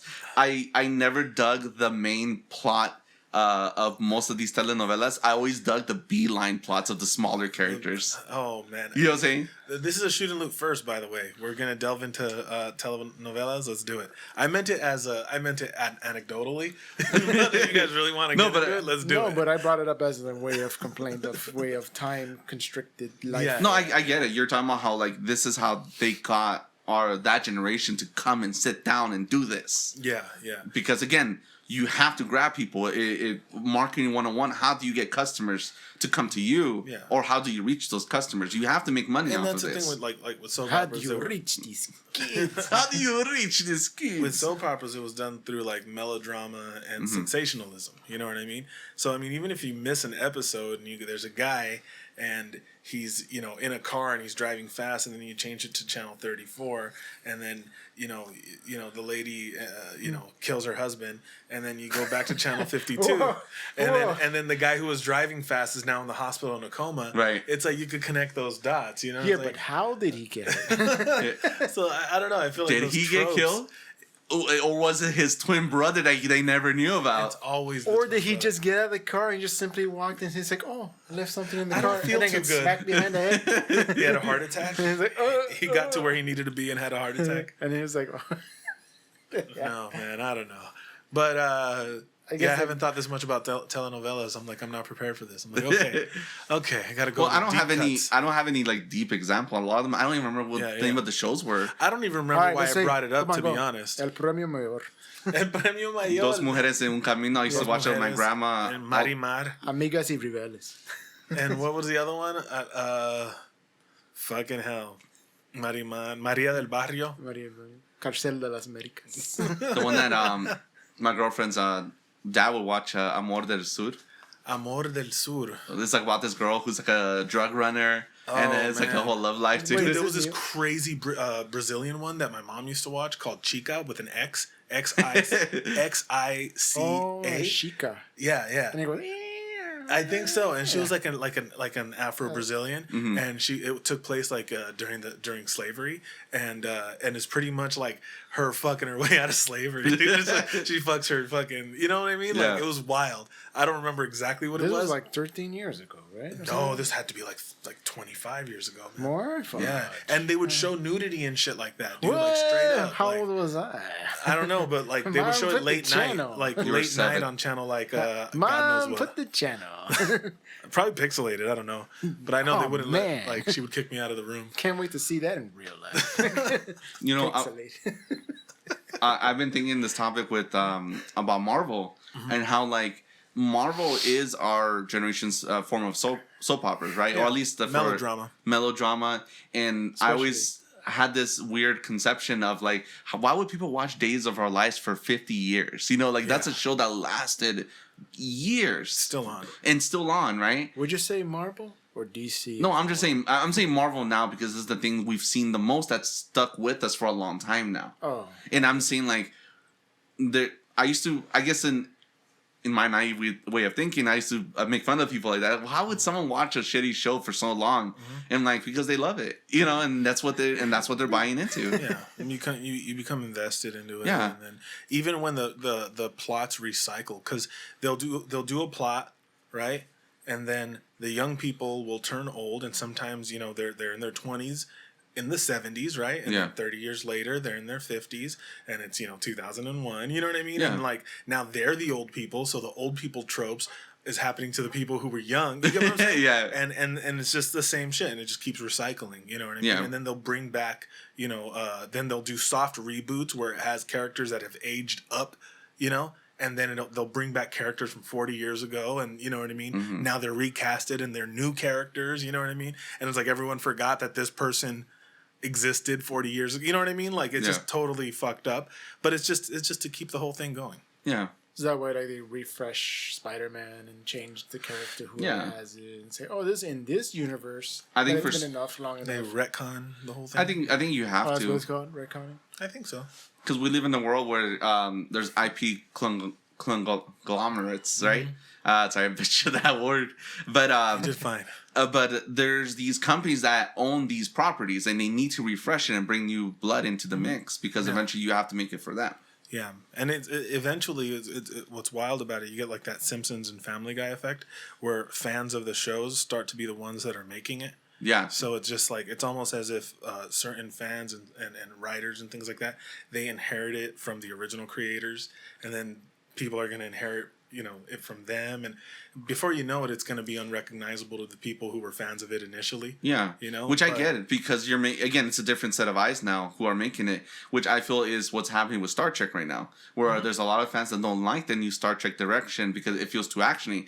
And I'll be honest with you, I got into Star Trek because of the movies, and I've been watching all of it, old Star Trek and new Star Trek, and I think they both have their place in the fandom. Yeah, but I'm a person who's easy to please. I don't mind taking the shotgun approach versus the bookie approach or the intellectual approach of let's have an episode where we discuss the ethics of fucking this virus that ravages the planet. Should we save them or should we not? Right? Yeah. And this episode is like, hey, there's a virus. Let's blow it up. Sounds good. Let's blow it up. That's the like the Batman, the 1960s Batman, and like the Christopher Nolan movies. Like I could enjoy both. You know what I mean? Like the Adam West Batman is. Didn't we watch one Batman recently, me and you were like, you couldn't really stay and you couldn't get through it. I think it was one of the 1960 Was it Batman ones. and Robin? Yeah. It was Batman and Robin. No. The movie, the Val Kilmer one. Yeah. We Oh, were the Val watching Kilmer it. one. Yeah. Oh, And we were watching like, man, we're stupid kids. We're liking this stuff. I was just watching it and still enjoying it because I'm making fun of it now, but it's still fun. Oh yeah, Right? I still have fun with But it. I think you couldn't keep up with it. I think you were having a hard time. It was a hard time because that's sometimes, but Well, you can't compare it to Christopher Nolan Batman. no, of course not. It's like, It- serious. different time that these properties get made. It's a picture of that era. Well, what's different is the way that the creators respected the intellectual property. You know what I mean? Like, You mean Tim Burton hated Batman? yeah. Oh my god. No, I think I think he did a pretty good representation of his version of Batman for the time. Yeah, I think he where those movies weren't being taken seriously, and the only thing that they had under their belt at that moment was Superman. Yeah, That was the only like comic book movie that was like revered and enjoyed. Yeah, on a high level. that was considered a success. You know, Yeah. Superman 1 and Superman 2. Oh, By the time Batman came out, you already had Superman 3 with Richard Pryor, which was dog shit, and then you had Superman would solve problems by talking. yeah. You know what I'm saying? And also fight. Hey, Yeah. you wouldn't want to do this. Okay. Okay, please don't Okay. kill me. He also would fly around the planet Yeah. and make the planet reverse backwards. And somehow that made things happen in reverse. And That's how it works. oh, Yeah, my did you bad. not know that? My bad. Oh, there you go. See? How silly I'll of help me. you out. See? No, but Richard Donner, right? yeah. I loved how he would take off the glasses. Like he would go from Clark Kent, like meek, Yeah. take off the glasses, then he becomes Superman. You could see No, that Richard transition. Donner was the director. Sorry. Yeah, that's Christopher Reeve. Christopher Reeve. Yeah. Yeah, he was perfect too. Yeah, he was such a good casting for that. At least for that era's worth of Superman. Yeah. I still love Henry Cavill. I think he makes a good Superman. Like you saw nuggets of Superman's real. Well, we always talk about this, right? Like this is just a different iteration of Superman, but it's not the Superman that we really grew up with. You know? I think it could be if they gave him another like crack at a Superman movie. Yeah. You know, that's like they just gave him. He just had the one movie where he was figuring out who the hell he is, and they throw him into another thing with the Batman nobody recognized, huh? You mean Man of Steel? Yeah, from Man of Steel, they throw him in Batman versus Superman. Too And fast. Way too quick, man. Like they should have just done a Ben Affleck Batman movie. You know what I mean? Of an old Batman that's grizzled, and you know what I mean. Set it up. Just needs more setup. Set it up. You know, like give us time. Like Ben Affleck was like. Yeah, if because there they was could a- even have another Superman between the two. Yeah, Wait a minute. Yeah. Wait a minute. What? Hold on. What? Did you watch Justice League? Oh, no. For Zack Snyder's Justice League? Oh, no. No, you did it? No. Oh my god. Why are you saying? What? Come on. Let's watch it. Yeah, 4 hours. Oh Don't worry my about it. That's- God. It's 4 hours? It's 4 hours. I watched it twice. He watched it twice. So it's that good? No, no. I watched it. It's good enough to watch It's once. better. It's better than the one that came out in like theaters. it's like the Titanic length of... What? What are you rubbing? Nothing. I'm not rubbing. I just go like this. I'm going like this, but I should be like this. It's because my legs are like this, and so I can't actually Where are your legs going? listen. What are you I don't doing want to with make your loud. hands? I don't want to make loud noises by slapping my legs like this. So I'm going like this. No, but it's good to watch once. But I had company and they put it on while I was upstairs. I think I took a shower while I had people over, and they put it on, and I didn't really much have a say in it. And I And just they put it on, and I didn't want to take a 3.5-hour shower, so I was kind of, man, I might as well come back Yeah, downstairs. so I was like, oh, fuck, they put it on. Now I'm stuck watching this. So we got through it, and I watched it on a Thursday, and I watched it on a Saturday, and I vowed I'd never watch it again. Well, Yeah. I mean, you're missing the Friday. And today is Friday. That's Might as true. well complete the trilogy. Oh my god. Oh, God. No, I don't think I could do it, man.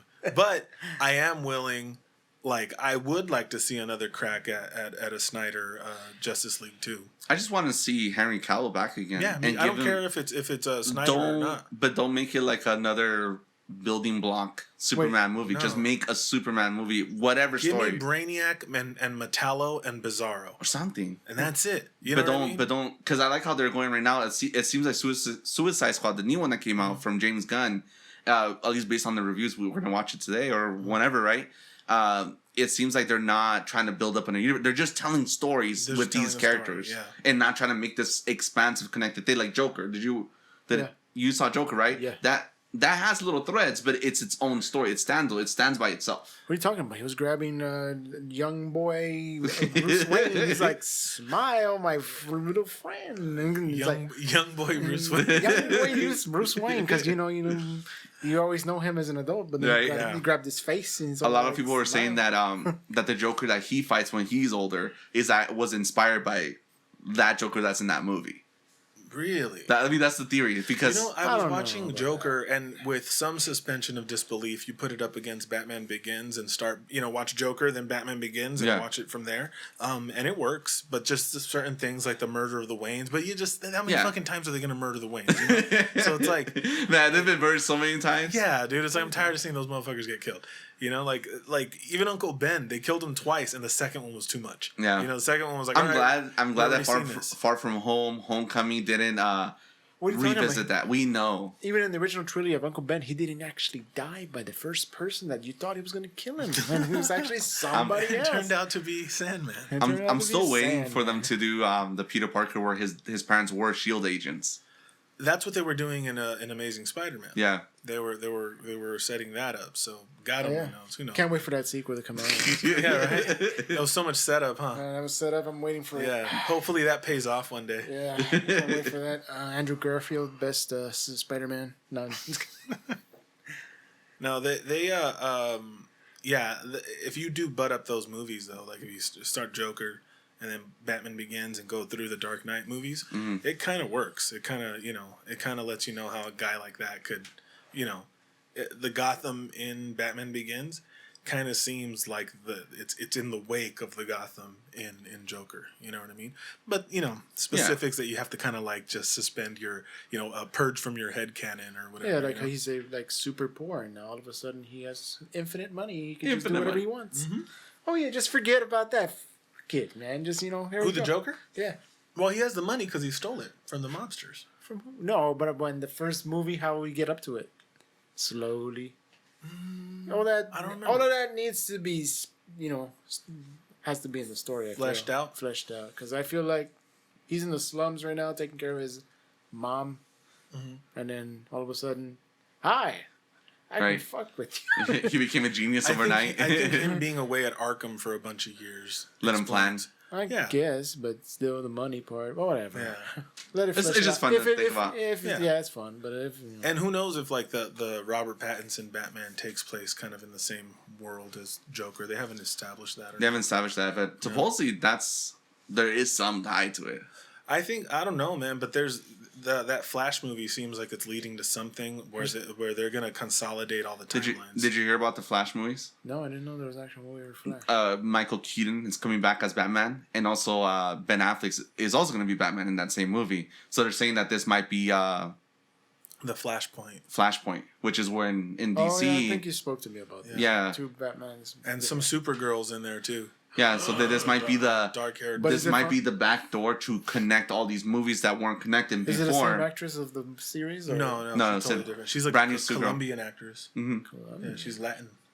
What? Really cool suit. I like her suit that they showed. They only showed a picture of it. All right, we had to cut. We had a neighbor with a car alarm, but we're back. Supergirl has a really cool suit that they showed off on Twitter. There's a picture of it. Where she's showing up in Flashpoint, Michael Keaton's showing up, Ben Affleck's showing up, Ezra Miller from Justice League is showing up as Flash. They're not recasting them. There's rumors of Grant Gustin from the show coming out in it, and then there's also rumors of this being a backdoor to a Batman Beyond franchise with Michael Keaton as Bruce Wayne. I hope so. Yeah. I swear to God, I want a Batman Beyond type of movie. He looks just like the cartoon. But I thought they were going to stop trying to do movies. Well, this is the back door to that. They're trying to set up a multiverse where, like, hey, all these movies, they may not be connected, but they're stories in this multiverse. They're connected only because they exist. Exactly. No, but it's a smart way of doing that. Because that way you can connect all the movies together, all the Christopher Reeves movie, the Michael Keaton movies, even the Val Kilmer movies. You can connect the Flashpoint, Batman Beyond, Justice League, even Joss Whedon's Justice League versus Zack Snyder's Justice League will all be part of that universe. And it's it's kind of like a what's it called? It allows room for error. No, not a lot of room for error. It's the MacGuffin to connect these movies when they weren't connected before. Right. And it could explain recastings. It could explain, like acknowledging a multiverse can explain like all these little things that have changed. That didn't make sense or what have you. All kinds why of does Suicide Squad 1 look so different to the new one that's coming out now? Yeah. Things like that. Whoa. What happened? Flashpoint breaks everything. Yeah. Well, I think I'd be cool with like a streamlined DC movie thing. I like the individual stories, but I think if they would have waited to now, you know what I mean? Like, I thought Shazam was entertaining. I thought Aquaman was fun. I thought like there was a lot of cool. I even like Birds of Prey. Yeah. You know, the Wonder Woman movies are cool. I like the '84. I didn't have a problem with it. It was goofy. But it was goofy in the way 80s movies were goofy, and I thought it was appropriate, you know? I guess I wasn't really expecting it, like just that vibe, but let's not get into it, but it makes sense in the concept. Yeah, it works. But, they rape a guy in that one. Nice kid. I don't want to kind of, but... He's not there. Yeah. Therefore, it's not. They make fun of him. Look at this guy, he lives in this pad. He banged Wonder Woman and doesn't even know. His family freaking out like, that's you on the TV with Wonder Woman. That's the man right there. Who are you? No, I think that it could work, but it does need some correction. It needs a lot of correction. Yeah. And this is just a way to explain it all. Yeah. It's a way to write in the missteps. But what were we on? We were on Halo, right? Or we were going into... I want to talk about Halo and the new multiplayer experience that is coming out. There's rumors that the preview's out right now. It's not alpha, but it's not a beta. It's like a testing period where people can play the game right now during certain hours if you were invited to the Xbox. I think it's called the Insider Program, where you can test it out. And you can play the multiplayer right now, or at least I think that passed right, like the little window of 2 weeks. That you can play the multiplayer during the servers at these times, to test it out. It feels that the multiplayer is complete. It looks like they have that ready to go, but it's still up in the air about what the story is, because it looks like they do have a good portion and chunk of the story. I wanted to talk about what do you guys expect for Halo, because I know now that we have Jesse on the podcast here, and he's been playing Halo just as long as we have. What is it that you want to see? Because me and Tito, we have talked about it before during the E3 special that we did when they showed all the new stuff for the Halo. That the multiplayer looks great, looks amazing, looks snappy. Snappy. The controls look really smooth. The story looks like it can go either way. It looks like a return to form. It might be going back to like kind of like that lonely vibe of the first Halo one, right? The Lonely Gunner. Yeah, the Lonely Gunner. On my own in this whole universe. What I want to see is the Prometheans getting back with the Forerunners, and then they're just having a handshake, and and everything's happy. And everything's happy, and then the flood comes in, and they're like, "Yeah, we got tired of destroying your universe." What if the flood comes back and kills the Prometheans, and we get Promethean floods? I know, right? And then that's how we get rid of both of them. Get out of here. And now we could just wipe the whole fucking slate clean, and that's the return to form that they're talking about. Well, they're saying that, the rumors are that Halo's going to release this fall with the multiplayer. And remember, there's a multiplayer that's not only on Game Pass, it'll be free for everyone. PC, Xbox One, Series X, whatever. Any platform that you can play it on, even on Game Pass, even on your phone, you'll be able to play the new Halo multiplayer, and it's free. And of course, you can buy the Battle Pass if you have Game Pass. Then you already have the Battle Pass. Okay, things like that. So, do you let me ask you this question? Do you mind if they release multiplayer now and then get story later on? Let's give it more time. Let them polish it. Or do you feel like it's not a Halo experience because we're used to great multiplayer packaged with a great single player? If they release the multiplayer now, and if that ensures that we're going to get a solid single player, I'm cool with that. Because it doesn't affect me either. I prefer better. I don't mind waiting. It's first story. Clean that all out and not to look like a low-res monkey. I don't want it to look like fucking Halo Anniversary the way it did. You know what I mean? It looked like Halo Anniversary with the first video that they released for E3 last year. Yeah. And I like the way Anniversary looks, but I don't want that from Halo 6. Right. You know what I'm saying? Like Yeah, I don't want to step backwards. Is it gonna run on the 3? It's gonna run on 3. It's gonna run on the 1. Yeah. Or is it gonna? Oh, It's gonna run on the 1. Barely watch. No. There are a lot of people who have been playing the multiplayer on the 1. They say it runs really well. Oh, that's great. So it's just graphical changes to make it run smooth, but it's not gonna look the greatest, obviously. Right. What are you talking about? It's the same thing. It's As long as it looks as good or better than 5. I mean, it should look better. We've had 6 years. It should look 5 is amazing. 5 looks great. Yeah, and it's hard to believe that that's still 360 technology.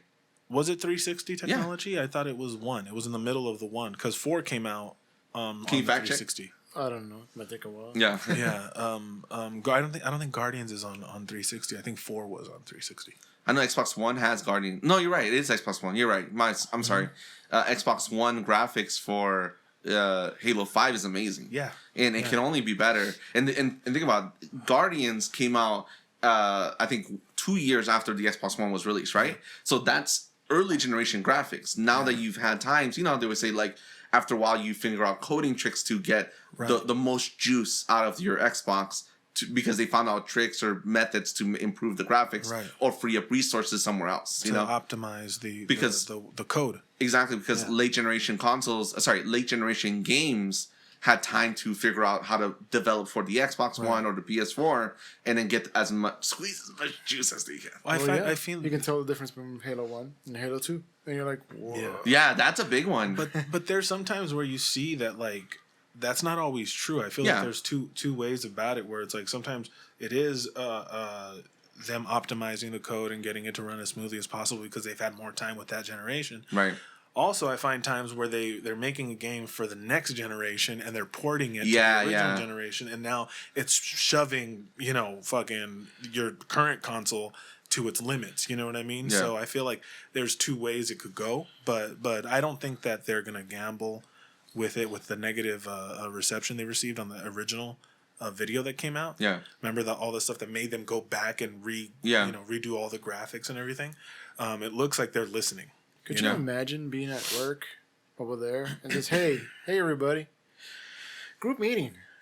We have to start over. I mean, I could. It's like only 3. It was, I know 5 years. Yeah. Anyway, so we have to start from ground scratch. People are mad. People are kind of not happy. Yeah, just a little. So, but I mean, if you're looking to take those people's money, I mean, that's the But the problem is that if you don't like being thrown out there on Twitter for like about a few years, and if they're gonna make fun of you every single time you get a new job, you might want to do this again and just fix it. Just go back.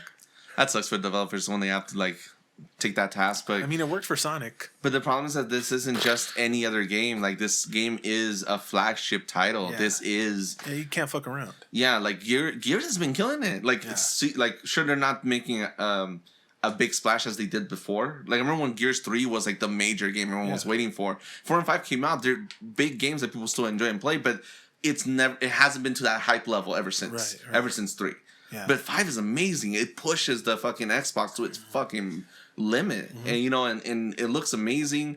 Still plays great. Has great multiplayer modes that they've tuned and fine-tuned over the years. How many times have we seen Firefight change so drastically between each iteration when they should just keep fine-tuning it instead of just reinventing it every time? Oh, I see what you're saying. You know what I'm saying? Versus Horde mode, where it gets fine-tuned with every iteration. Because remember, Halo 5's multiplayer wasn't so finely tuned as it is now. That took a couple months to get it to the point where it's at right now. That was called Warzone, right?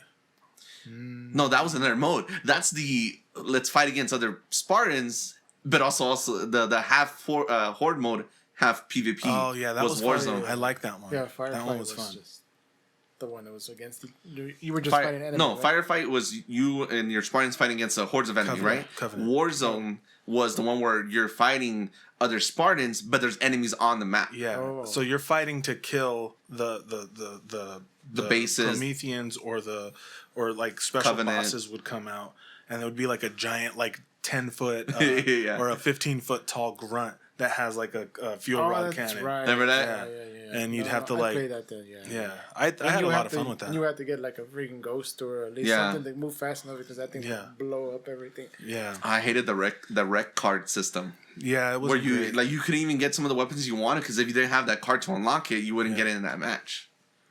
or ghosts or tanks or anything that was worth the value. And then you had to use the rec station to cash in the I really hated that because it took a lot of fun away from it because it took away tools from you. And people would just camp outside of the little ATM machines. Yeah. They would just camp, and then if you're going up to it to get a good gun, they'd come up and assassinate you, and it's like, so you have to clear the area or have to like pair up with a buddy, make sure they cover you, and then you cover them, they cover you, and then you both have fucking rocket launchers or whatever. Yeah.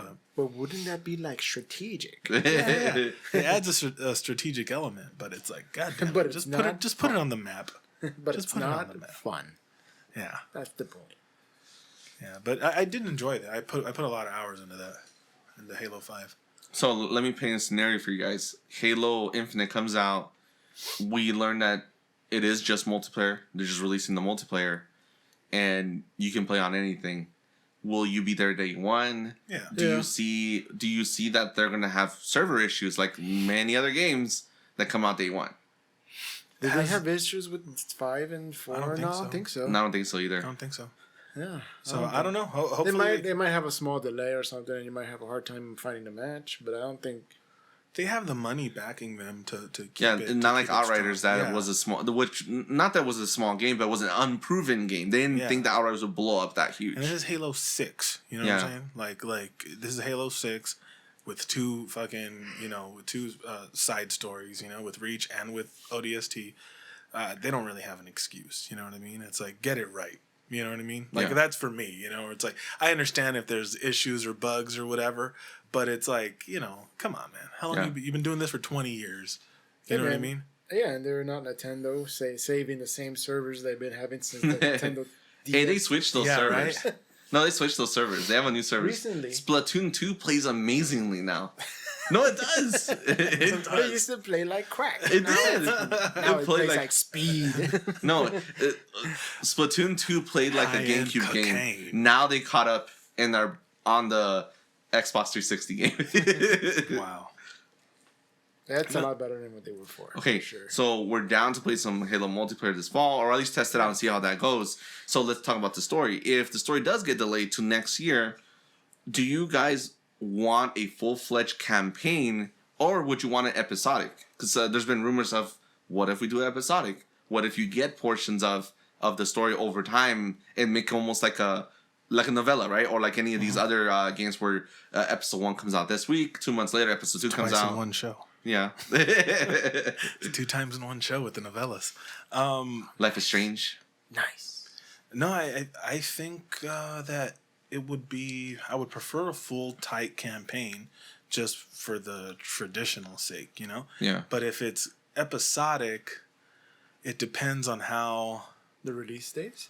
Yeah, on how engaging How the story is. or just how the engagement is. Am Well, I if gonna it's be? really, really good, the cliffhangers would be like, "Oh man, I can't wait until Yeah, right. next month." But Then how I'll be- much of it? You know what I'm saying? Like, is it how long are these episodes? How much gameplay? It would. I think it would. There's a lot of factors that would affect the experience. You know what I mean? Having replayed a couple of Halo games on the Master Chief Collection, a lot of them I feel like were good for the time, but they need that cinematic feel, or they need a story hook. Like back then, the gameplay was so fun, and you had a generic Space Marine story. I'm sorry, but it's just that's what it feels like. The best part of Halo was Cortana's and Master Chief's relationship to each other, right? How they helped each other. Everything else was just, hey, let's beat the aliens, right? That's all it is. But at the end of the day, I feel like now that the bar has been risen so high, has been risen so much when it comes to cinematic storytelling, with like everything that PlayStation is doing right now with Ghost of Tsushima, Last of Us, God of War 2016. Like they've raised a lot of games have raised the bar so high when it comes to a storytelling medium. And I think we talked about this before, that does Halo work in 2021? Does that story still work? I feel like you can tell really good stories, really cool sci-fi stories with Halo, but do you want just a cool campaign with a good sandbox where you can get all these weapons, do all these covert mission things like that? Or do you want that story? Do you want to feel for these characters? Like, what is it that hooks you to Halo for the story? I don't know, man. I think You're asking for something really deep. I'm just saying because for me, when I'm playing those first Halo games, I love playing those games because one, they're nostalgic. Two, I spent so much time with those games, and I love this. I like the element, the sandbox. That this is a tank level, this is a covert level. You get to play with all these different weapons. And this level, they introduced the brute spikes and things like that. Right? I love that feeling of it. They always have huge scales too for a lot of the levels. There's like massive, areas where you play on foot.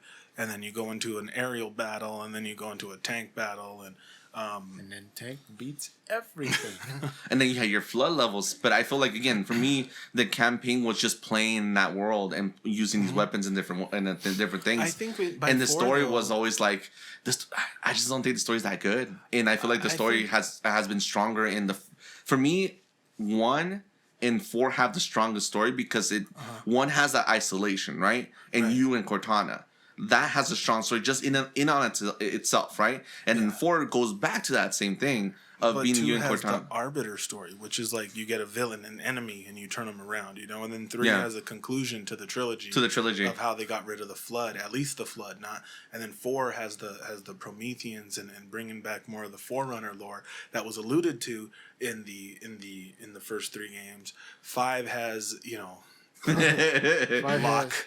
5 has Locke, but I mean, it is a story, and people do like it. I'm just not one of those people. I wasn't a fan of the story that much. I thought that just seeing it from Chief's, I didn't want to play as anybody else. I wanted to play as Chief and finish that story, and it felt like a distraction to play as someone else that I truly didn't give a fuck about. I don't care about this guy. And ODST was great because it just felt like a film noir of a Halo. Yeah, and speaking of isolation, that game really shows you the isolation, especially when you go into the ending where everyone comes together. Yeah.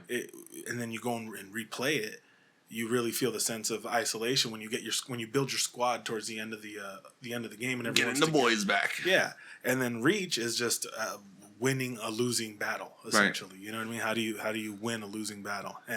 And so I felt it's all there. But like ODST and Reach feel like the strongest narrative points, because they were trying to, and again, which makes sense. Look at what Bungie is now. They made Destiny 2, which we've talked about, and that is pure story. Like a lot of it of what Destiny's doing is pure story. I don't think the story is weak. I just think that that's just where the industry was at the time. For shooters. I mean, you got to look at look at the heritage of shooters. You had GoldenEye, a movie everybody saw, right? Yeah. Then you had Doom, which there wasn't. Mars has a gate to hell. The fucking end, like the end. And then you just go in there and you just go to the exit sign because there's exit signs in hell. Yeah. And then you go and you open it and you hit the switch and then there's safe files in hell. You hear it. Yeah, right?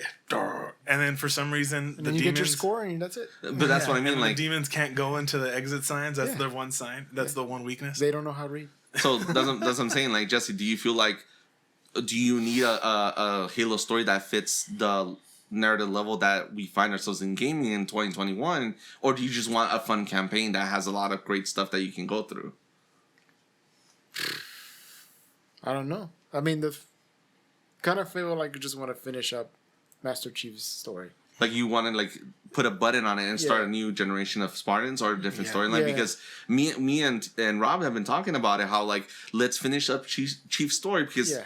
Reach and ODST showed you that you can tell other stories without having it be Master Chief and still be successful. By inhabiting a no-name character, the way Master Chief originally was. Exactly. A faceless character. Remember the story I told you, the story I was pitching?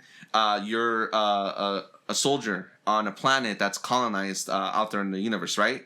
And the Covenant come to your planet to glass it. And you have to raise your village to fight back against it. Mm-hmm. And as you're fighting back against it, you're finding that there's an old Spartan program that was on that planet that was a secret. And you're slowly finding pieces of armor, and then you become a Spartan that grows into it. You're trying to sound like the Matadors. But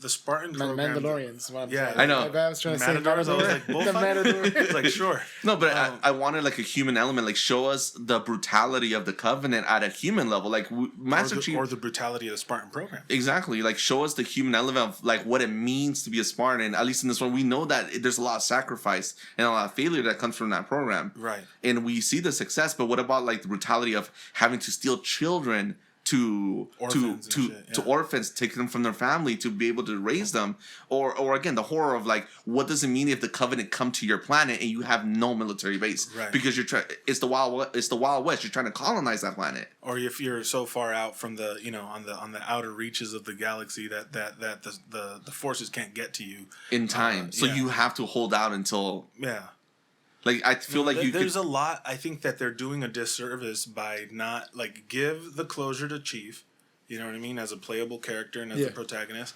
Then if you kill him off, I mean we already killed him off in 3 and it didn't stick. Yeah. So I think it'll be kind of like man. Just give him the Hayabusa armor, or give him the flaming helmet, right? Right.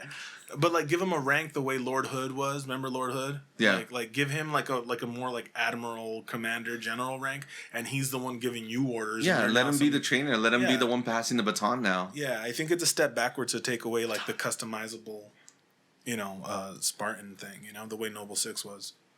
But I don't know. I think just closure, end the story, and then let's start something else.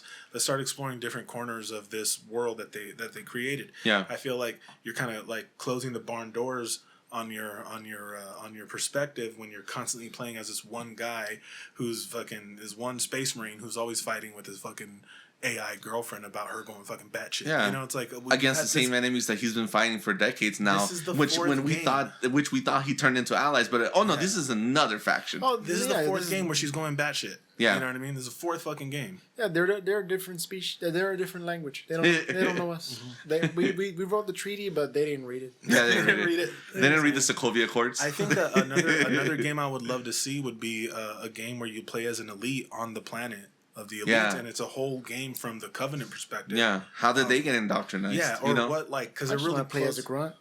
I know, but that would be a great game where you're playing as Covenant, and you see infighting amongst the Covenant themselves. Even if you play as a brute or a grunt or a jackal or whatever, I think it'd be great to play as an elite because of the way the familiarity. But put some changes in there, You can have so much more fun with it too. Change expand the sword play. You know what I mean? Like make the sword play part of their culture. Yeah, part of the gameplay. Yeah. So switch it from being a shooter, or stay a shooter. No, stay a shooter because that's the roots of it. That's the fun of it. It becomes Zelda. Yeah, right. Well, because I was telling Rob also that Gears 4 and 5 do a great job of handing the torch off to a different generation.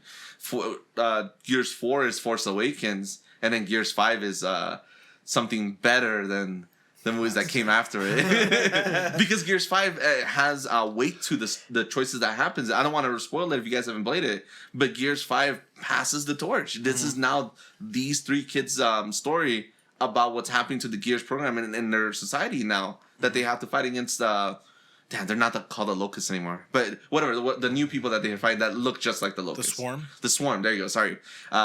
And that's their story, and they do a good service of you get Marcus, you get you don't get Dom, you get Marcus, who's dead, you get Coltrane, you get all the characters that you recognize, and they help and lead our characters to be who they are now. Yeah, it's like that's amazing. I think that's cool. And it's what you want. You want the lead up to the next generation.